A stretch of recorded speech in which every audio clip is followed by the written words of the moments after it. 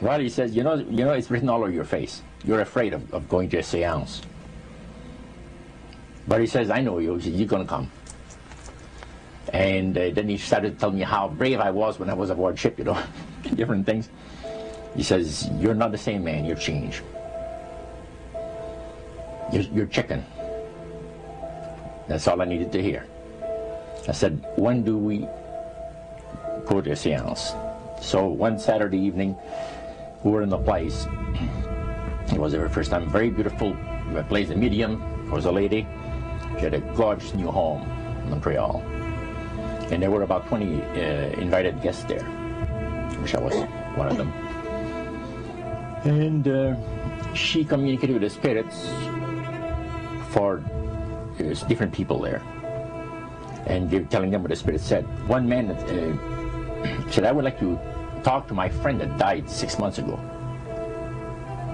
But I don't want him to appear.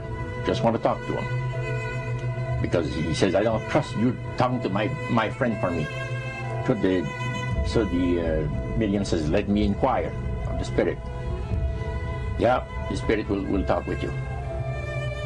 And that big masculine voice was heard in the place. It says, hi Frank, it's nice of you to ask for me to talk with you. And they had a little chat. And after it was over, Frank says, this is the greatest thing on earth, to be able to talk with the spirits of the dead. Then the medium said, we have a very special surprise tonight for you people. A spirit will manifest itself openly here in a few minutes. And it's like a big gust of wind hit the building. And right through the wall. And the lights weren't terribly bright, but they were like living room lights. A couple of floor lamps and maybe some of these. And that translucent being seemed to come right out of the wall. How did you feel right at that moment? It's almost like my heart stopped a little bit. You know, very weird feeling. So it was a lady in a beautiful evening gown, swirling. And she said to Mary, my dear sister, you are so wonderful to have asked for me. And Mary fainted and fell right off her chair on the floor. And a couple of guys jumped up and picked her up, and it's very gone. And that was the beginning of it. That's how you got into it. Yeah, that's the way I got into it. After a while, you see, there's something interesting about the human mind. You can adjust to an awful lot of stuff. You can adjust to a lot of things that would terrify you to begin with. After a while, they become common and ordinary. So you mean contact with the supernatural can become commonplace and ordinary and doesn't bother anybody? Yeah. In other words, the more that you do it, you're not uncomfortable. That's right. It's just not an uneasy feeling. Yeah. So how did you feel about it? Then I got into a secret society that worshiped the spirits, you see. Well, how is that different from the seance, Roger? It happens that the seance are not involving in many ways. But when you get into a secret society of spirit worshippers, then, and especially when you're invited there by the direction of the higher-ups in the spirit world, you never get out of there alive. And this is exactly what my friend and I were up against. We didn't know anything about. And there was a very, very popular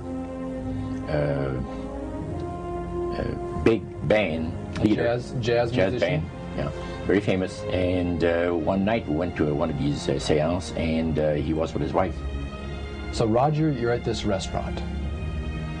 What happened? We sat there, and we had our favorite alcoholic beverages, you know. And as we talked, the band leader says, he says, I want power. I go right to the source of power. And he says, how do you think that I became famous the way that I am? Well, I said, you must have had some good luck. Well, he says, there's no such thing as good luck. He says, there's either some power working for you somewhere, or you don't get ahead in this world. Not in my type of occupation. So it went from there. We got talking about spirit worship. Did it intrigue you? Or did it make you want to find out more about what exactly he was talking about? Yeah. So he said the supposed spirits of the dead that you're talking with are demon spirits.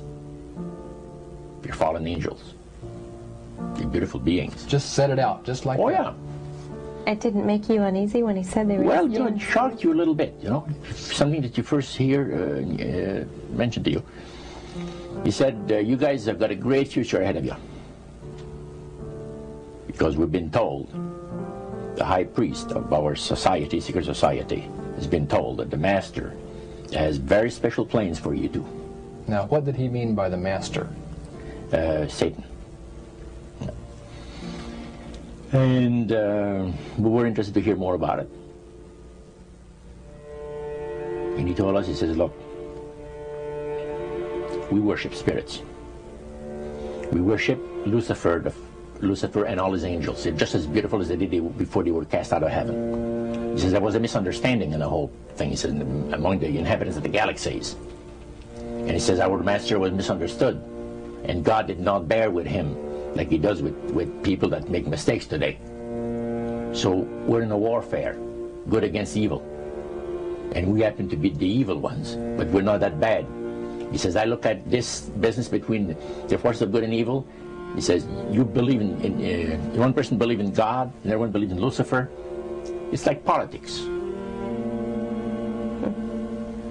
So the great controversy is real. And you've heard someone talk about it that's on the other side. And to these people, they are sold to the fact that Christ will not return to this planet with power and great glory. He's going to abdicate all claims to the planet, because the high priest once said that Christ will abdicate all claims to the planet because he knows that it is lawfully and rightfully Satan's. And at that time, he says, so the priest says, well, now, he says, for those of you that are new, let me tell you that this is the most feasible way, he says, to please the spirits. It's to deride Christ and his people, and his church and all that. So they sing out of Christian hymnals.